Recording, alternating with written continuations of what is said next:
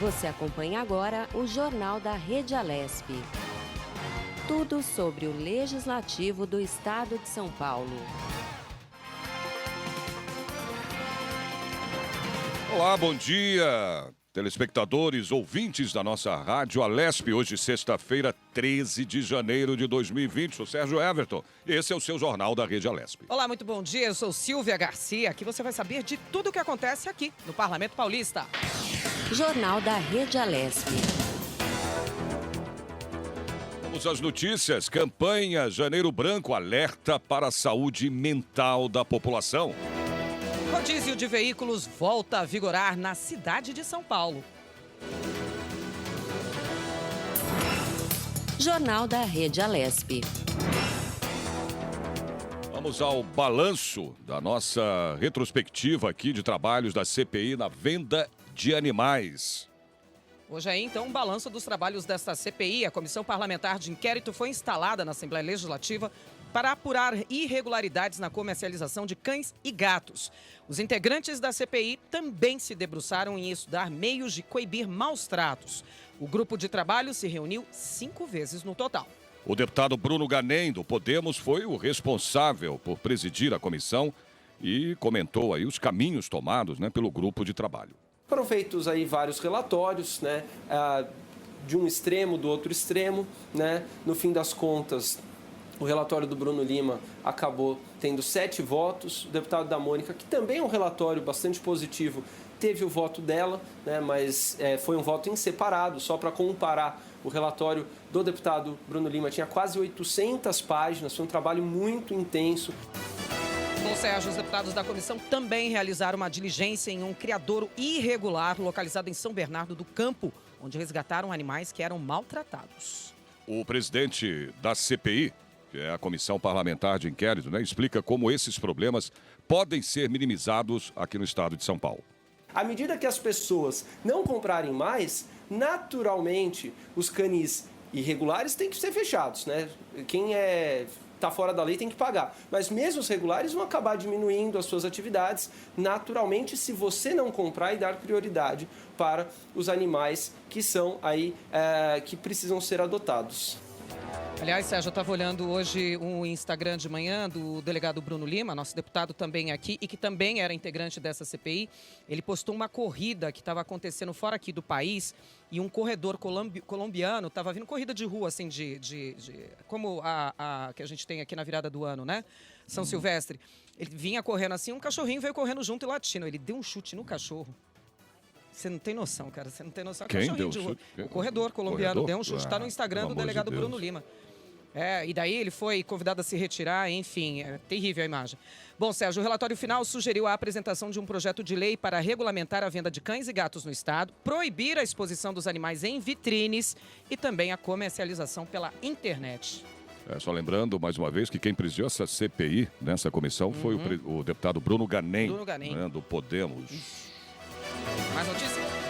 Vamos lá, na terra do rodeio, em Barretos, pássaros que perderam as patas ou os bicos devido a acidentes são resgatados e ganham aí uma nova chance de voltar à natureza. Que beleza. Olha que legal, é com plástico, tá? Para recuperar as aves, a médica veterinária especializada em ortopedia animal, Maria Ângela Panelli, faz a reconstituição das partes atingidas dos bichos com próteses de resina plástica em uma clínica lá da cidade de Barretos.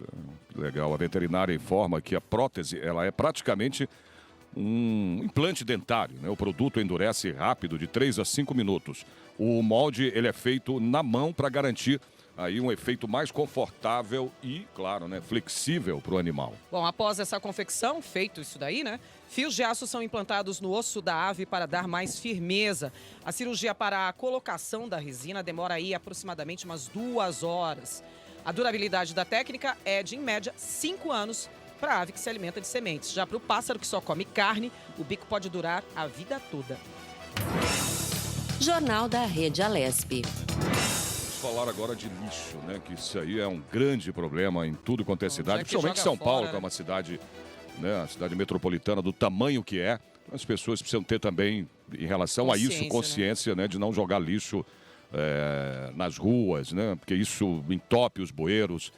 Volta Então, tudo, né? pois Volta é. tudo. Na hora que vem enchente, volta tudo para dentro das casas de Quer novo. ver? Olha, o levantamento da Empresa Metropolitana de Águas e Energia, a EMAI, mostra que a quantidade de lixo retirada do Rio Pinheiros em 2019 aumentou 75% em relação ao ano passado. Em 2018 foram removidas 5,7 mil toneladas de lixo. No ano passado foram 9 mil toneladas. É brincadeira. 40% da sujeira retirada do rio vem de materiais plásticos, principalmente as garrafas PET.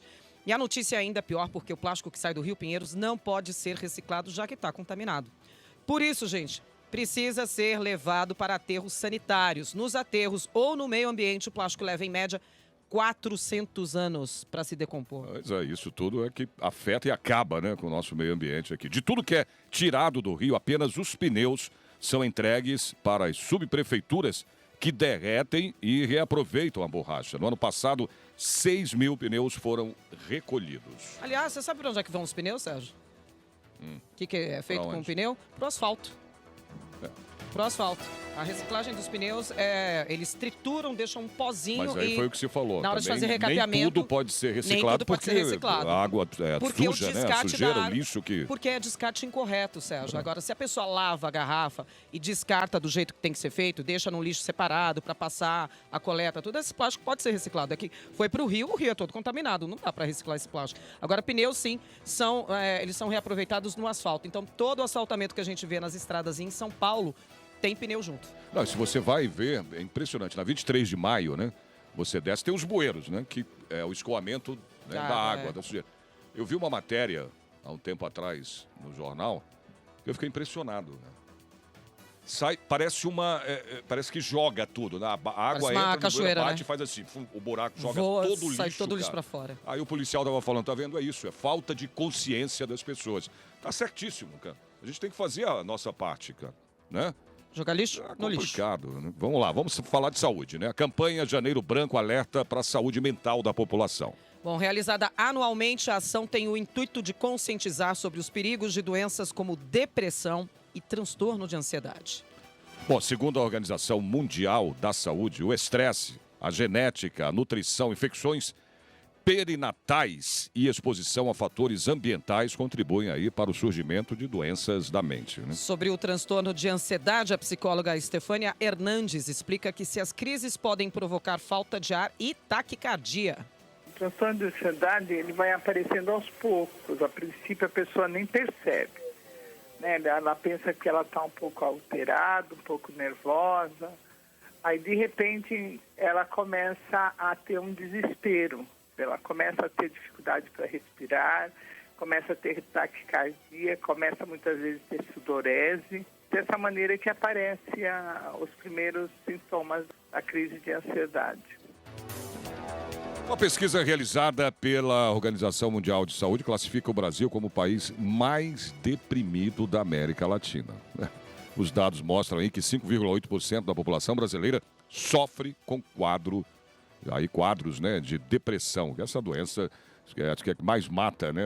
Hoje em dia, isso já foi confirmado aí pela Organização Mundial da Saúde. A psicóloga Estefânia explica ainda que não há razão determinante para ocasionar essas doenças. A pessoa tem a crise de ansiedade porque ela é nervosa, porque ela é calma, porque ela é muito estressada, porque ela passou por muitas situações, passou por algum tipo de trauma.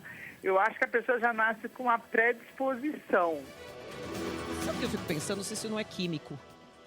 É. Sabe assim, se isso não é químico? O corpo é uma química constante, Não, mas né? você viu o que ela falou? Respiração, Tanto pode digestão. ser Não por tem uma explicação, ansiedade, Pode ser que a pessoa nasça ou não, uma predisposição. Até você tá bem também, quer dizer... Ou algo que complicado. acontece na sua vida, perda de alguém, ou alguma coisa que starta isso daí começa, né? Bom, na Assembleia Legislativa aqui de São Paulo, tramita aqui um projeto de lei de autoria da ex-deputada Célia Leão, nossa grande deputada Célia Leão, do PSDB, que propõe que a campanha integre o calendário oficial do Estado.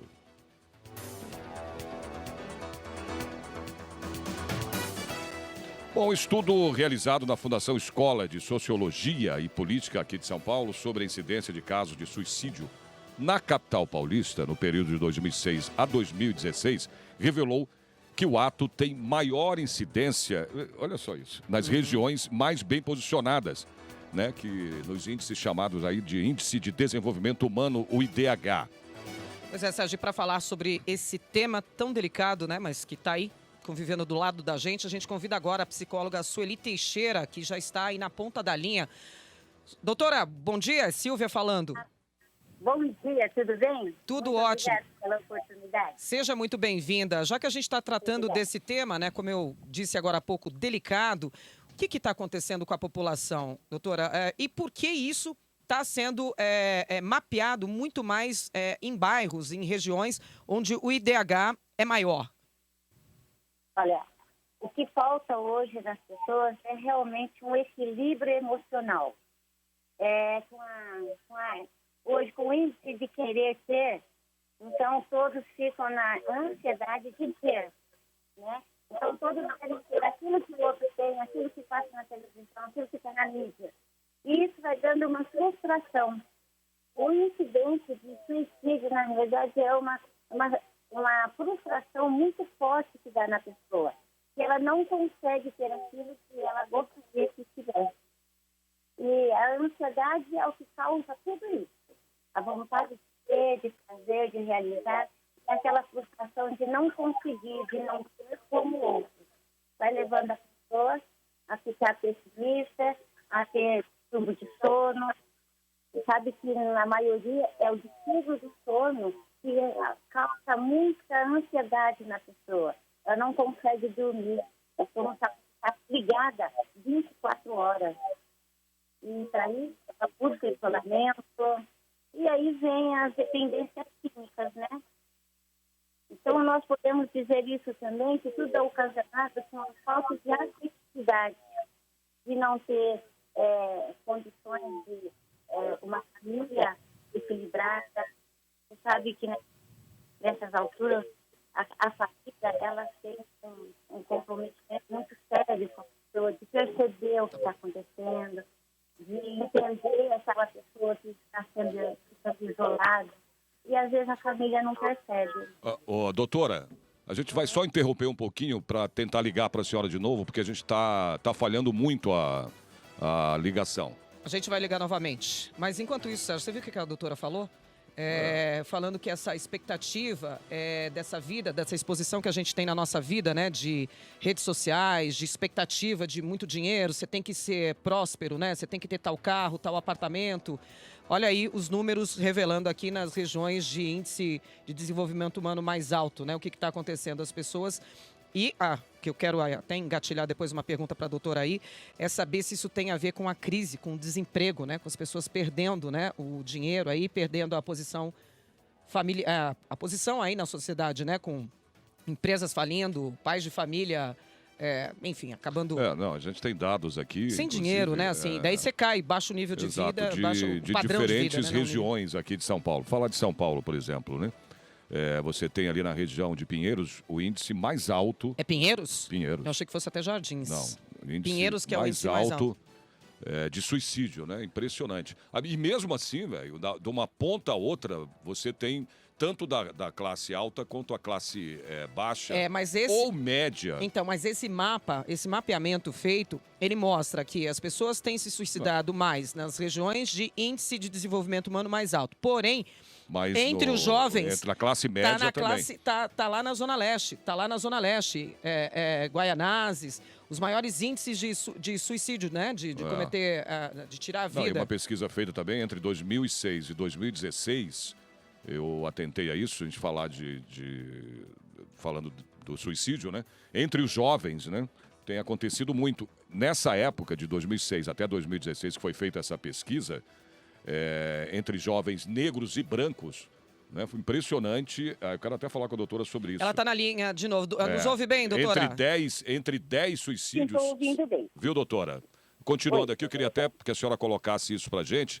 Né, o índice de suicídio entre os jovens, né? Eu vi uma pesquisa feita entre 2006 e 2016, que entre 10 jovens, né, 6 são negros e 4 brancos, né? Dos que se suicidaram.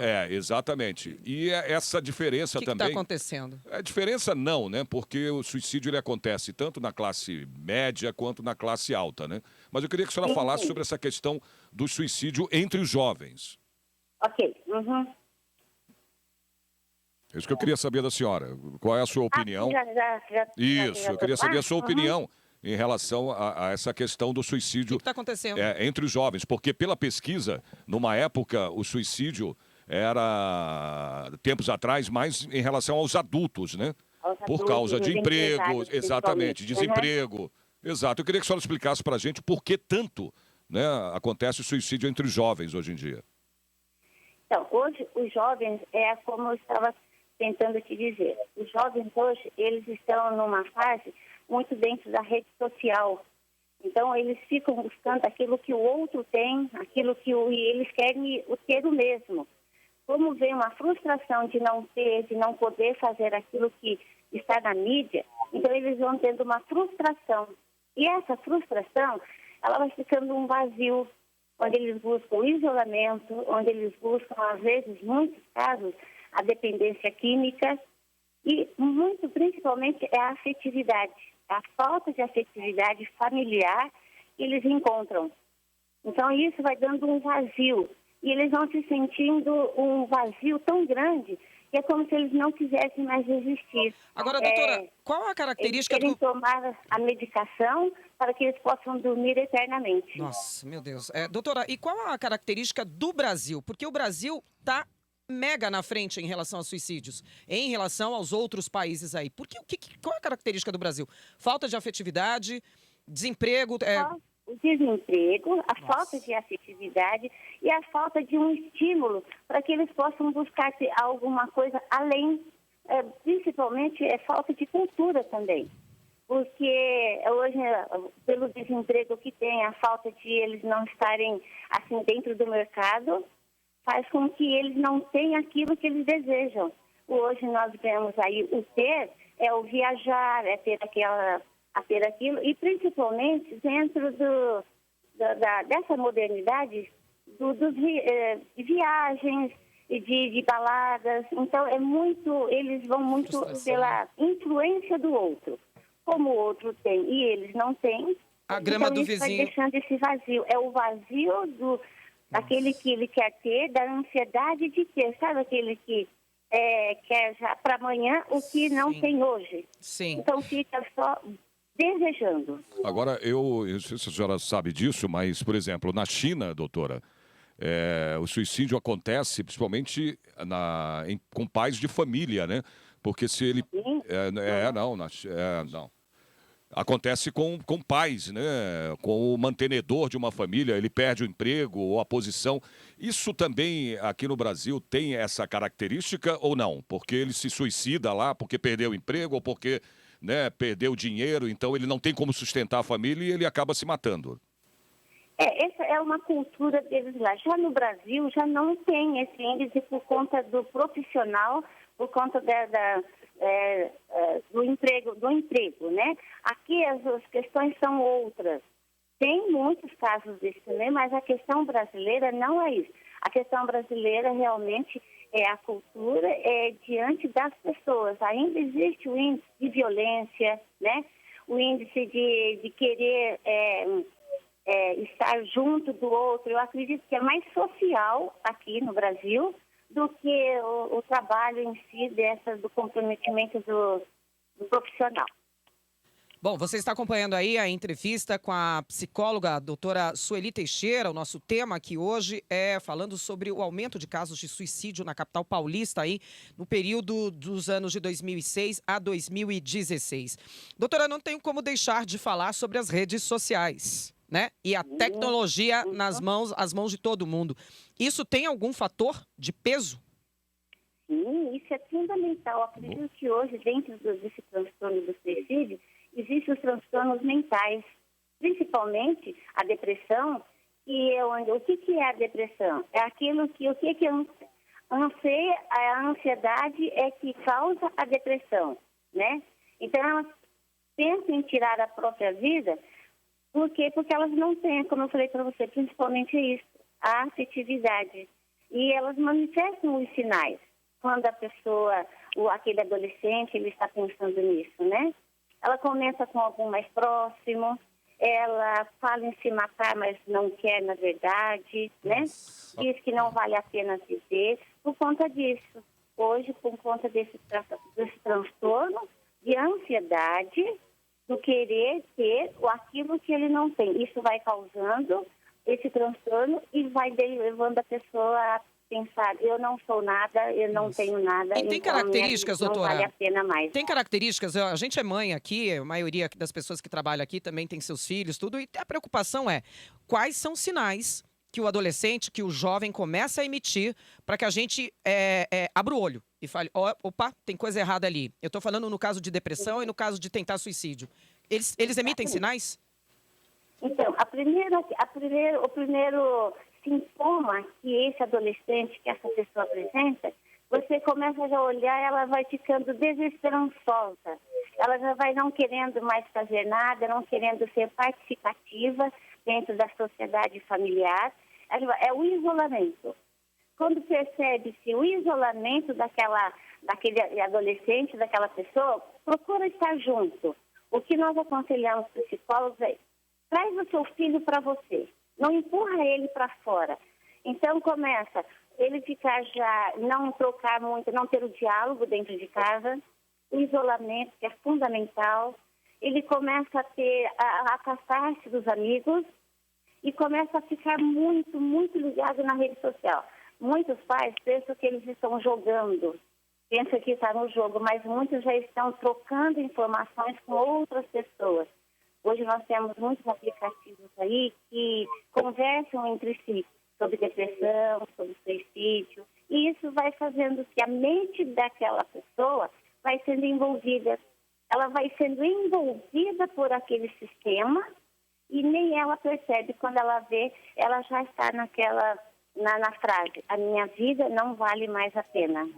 Agora, doutora, só para encerrar, que a gente já está com o tempo aqui já, né, excedendo, é a questão do tratamento, né? Isso é muito complexo, né? Porque eu conheço, por exemplo, pelo menos 2 casos, né, em relação ao tratamento da depressão, tudo, caramba, que aconteceu. Não deu certo, que né? durante o tratamento a pessoa foi se liberada, matou. tudo, Se tomando matou. os remédios, né? Lembro e bem. depois ela acabou. Eu tive um caso no meu próprio prédio, Lembro né? bem De um disso. garoto, e tive um outro também que eu conheci, de um tratamento que o marido estava fazendo, já tinha sido liberado, continuou tomando só a medicação, Ele foi lá e tudo. se matou. Ela foi pegar um copo d'água na cozinha, voltou, ele estava na sala, quando ela chegou, ele tinha se jogado na janela.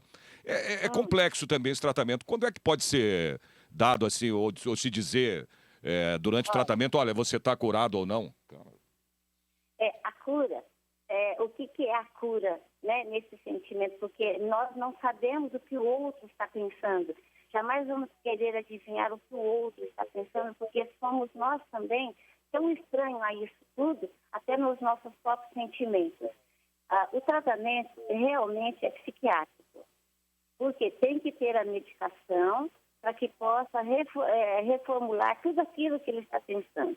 E, principalmente, a afetividade, o diálogo, a terapia, que é muito importante. E também buscar para que essa pessoa tenha mais atividades, para que ela não fique tão isolada só em frente à televisão, só com o celular na mão, ou, né, com os jogos. Ela tem que fazer assim, tem que sair, andar mais, ir a parques, a ter mais uma vida social, mais participativa, com os amigos, com os familiares. Então, sentir o familiar, ele tem que prestar atenção no que o outro está fazendo, no comportamento do outro, porque senão realmente ela vai ao quarto e toma todas as cartelas, todos os comprimidos que ela tem assim, de repente. É um estalo que dá na mente da pessoa, que ela vai, agora. Ela começa a planejar. E depois, quando vê, ela é no impulso que ela faz isso. Como nós precisamos trabalhar os impulsos das pessoas. É isso que nós precisamos. Ok, doutora, ok. Eu queria agradecer, nós estouramos o tempo aqui, a sua presença, a sua participação e as explicações que a senhora deu aqui no Jornal da Rede Alesp. Muito obrigado pela sua participação. Obrigado você pela oportunidade. Bom dia. Muito obrigada. E agora uma notícia bem legal, viu? Começa hoje em São Carlos, interior do estado, uma ação diferente de conscientização para o trânsito. Com o objetivo de prevenir atropelamentos, os pedestres serão instruídos sobre a importância de usar passarelas para atravessar a rodovia Washington Luiz. Além de receber folheto educativo sobre o tema, a população vai ganhar aí um lanchinho, hein? Opa, barriguinha cheia. No estado de São Paulo, houve queda de 4,4% no número de acidentes fatais envolvendo pedestres entre janeiro e novembro do ano passado, na comparação aí com o mesmo período de 2018. Os dados são do Sistema de Informações Gerenciais de Acidentes de Trânsito do estado de São Paulo. Jornal da Rede Alesp. Gente, vamos falar de uma coisinha importante também. Outra coisa aqui que é o rodízio, né? Que todo mundo se preocupa aí para não ter que tomar multa, né, no seu veículo. O rodízio já está valendo, olha só, hoje, dia 13, desde as 7 da manhã, aqui na cidade de São Paulo. A proibição estava suspensa desde o dia 23 de dezembro do ano passado. Tá acabando agora, tá? O rodízio das 7 às 10 da manhã, né? Tá acabando agora. Daqui 4 minutinhos acaba o rodízio do período da manhã. Bom, os veículos ficam impedidos, né, gente, de circular nos dias úteis, das 7 da manhã até as 10, daqui a pouquinho, ó, e das 5 da tarde até as 8 da noite. E transitar em locais e horários não permitidos implica aí numa infração de trânsito de nível médio, resultando aí numa multa no valor de R$ 130,16, além de somar 4 pontos na carteira de habilitação. Na segunda-feira não podem circular os carros com placas final 1 e 2. Na terça, a proibição é para os veículos com placas 3 e 4. Quarta-feira não circulam os carros com final placa 5 e 6. Os carros com placa final 7 e 8 não podem circular no centro expandido na quinta-feira. E sexta-feira, 9 e 0. Falar agora... Jornal da Rede Alesp. É isso aí, ele solta a vinheta, pá, pá, e solta, eu nem me toco aqui. Falar de esporte agora, em ações esportivas gratuitas do projeto Sesc Verão, realizadas durante os meses de janeiro e fevereiro na região central, aqui da capital paulista e em outras 40 cidades do estado, aproximam a população de algumas modalidades olímpicas. A educadora mineira Maria José Moraes veio visitar a cidade de São Paulo nas férias, conheceu a estrutura do projeto Sesc Verão e falou sobre o que a motivou a fazer uma aula de taekwondo. Estou aqui de férias, curtindo as férias paulistas. Vim pro esporte porque eu adoro. Só para falar, fui eu que fui lá fazer essa reportagem, lá bem em frente ao Poupa Tempo ali. O que essa senhora suava e ela dava uns chutes bem altos, tá? Ela não se mostrou assim empurrogada não, tá? Ela dava uns chutes lá em cima, assim, que eu fiquei impressionado. Falei, eu vou falar com ela e ela tava de férias. Vai lá na China pra tu ver como é que é. Na China, tu olha pro cara, o cara tem 90 anos, tu olha pra ele, parece que ele tem 40, quebra uma árvore no meio. Como é que chama? Tai Chi Chuan, né? Tá aí, ó, o Batata conhece de esporte porque ele é esportista também. Né? Já pesou 140 quilos, mas hoje tá fininho. Ele é. Mas tá bem pra caramba, né? A professora de taekwondo, a Tatiana Ventura, destacou o sucesso das aulas oferecidas aos interessados em praticar essa modalidade, esse esporte. O pessoal vai passando, vai vendo que a gente está fazendo uma aula, se anima e entra para participar junto, suar um pouquinho, trazer o pessoal para fazer uma atividade física, conhecer uma arte marcial diferente, colocar isso talvez no dia a dia das pessoas e aproveitar que estamos em ano de Olimpíada, falar um pouquinho dos esportes olímpicos, para todo mundo conhecer um pouquinho e torcer pelo Brasil nas Olimpíadas do Japão. E é isso que é legal, viu, Sérgio? O projeto Sesc Verão, ele traz aí as modalidades olímpicas. Então, são mais de 40 cidades que estão com esse projeto em todo o estado de São Paulo, parceria aí sempre com o Sesc. E esse ano é ano de Olimpíada, então para cada uma das cidades, para cada um desses centros aí, é uma modalidade. Lá era boxe, taekwondo, karatê e judô.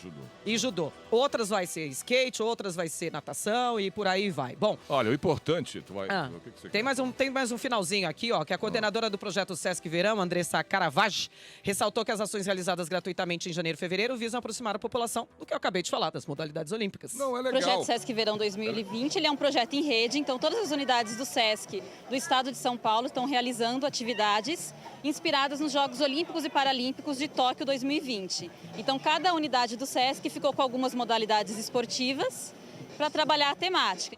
Legal. Quase que eu corto a sonora dela. Mas ela falou, mas o que eu queria dizer, né, para encerrar aqui, que nós estamos chegando ao final do nosso Jornal da Rede Alesp, é que não interessa, meu amigo, se é olímpico ou não. É legal tudo, Faz cara, esporte. O importante é praticar esporte, cara. Porque faz bem para a saúde, faz bem para o corpo. Pra cabeça. Né? Para a cabeça. Nossa, e a estrutura é muito legal, viu? É muito legal. Tem um ringue lá bem na frente ali do Poupatempo da Sé. Tem um ringue todo montado. Tem os sacos para você chutar. Como é que chama aquele lá que o boxeador faz? É bem rapidinho também. Até eu fui tentar brincar lá, tudo. Assim. Tem criança, ó. Tinha criança lá de 5 anos, 4 anos de idade. E senhoras e senhores aí, enfim. Não tem idade. Não tem limite. Não importa nem para começar, a idade, nem para terminar. Gente. Isso aí, muito legal. Você vê hoje as Parabéns, pessoas Sesc. idosas se cuidando, entendeu?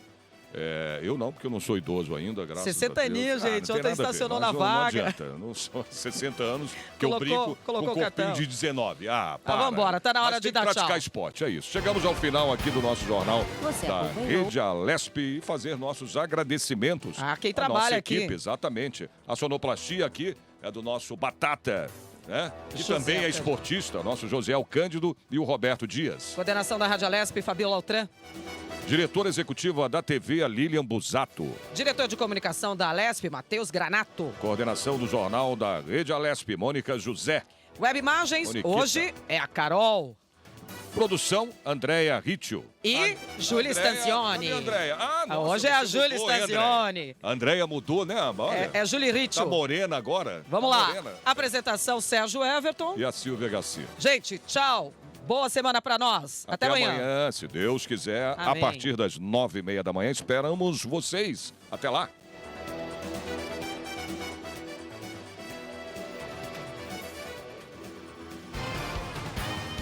Você acompanhou o Jornal da Rede Alesp. Tudo sobre o Legislativo do Estado de São Paulo.